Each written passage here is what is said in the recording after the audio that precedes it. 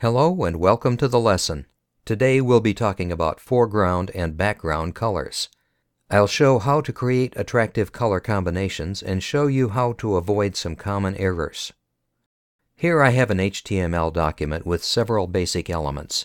I'll show how to change the background color. First, I'll add the style attribute to the body element. Next, I'll add a CSS property for changing the background. I'll type background color, a colon, and RGB. Now I'll type brackets and insert 3 number values. When I refresh the browser, you'll see that the background color has changed. The default background color for all elements within the page is transparent. Let me show you how it works. I'll set the background property of the DIV element to transparent. As you can see, no changes took place after refreshing the browser. Elements that have a transparent background always inherit the background of their parent elements. Now I'd like to change the background of both DIV and SPAN elements. I'll just change the transparent value here at the DIV element. Instead of using the RGB syntax, you can also just type in the name of a color or use a hexadecimal code. Every hexadecimal code starts with a hash symbol followed by 6 numbers that specify the color. After I refresh the browser, notice how the color of individual elements have changed. It's important to be aware of which element you're working with. As you can see, the div element takes up the whole line. In contrast, the span element only wraps around the text. The p element inherited the background of the parent element. In this case, it's the white color of the div element. I don't like the default color of text, which is black, and I'll show you how to change it. We'll just need to edit the content of the style attribute. I'll add the color property and set the value to blue. As you can see, the color of the text changed to blue. Now I'd like to change the color of the div element.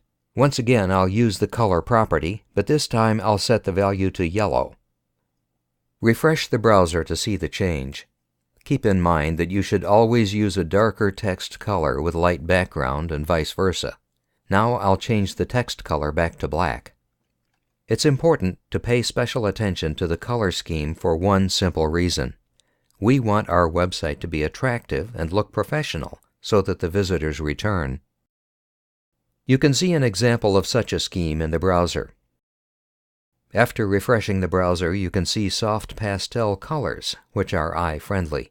Also, the text is perfectly legible. However, if you use the wrong color scheme, you can actually discourage many of your visitors.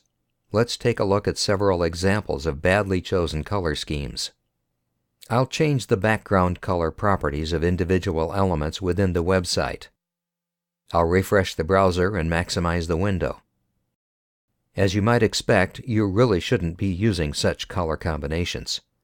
This shade of green is too sharp, which is distracting. Harsh backgrounds also make the text more difficult to read, which strains the eyes. Besides, such color combinations don't look very professional. Now I'll show you a website with a great color scheme. As you can see, the background is created with a light pastel color. Individual colors complement each other, and the overall impression is positive. To finish off, I'll show you how not to make color schemes.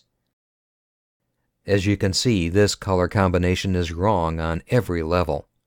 The colors don't complement each other, and the layout is poor. The authors selected a wrong background, and the overall impression is bad. In this lesson, you learned how to set your website's background and foreground colors.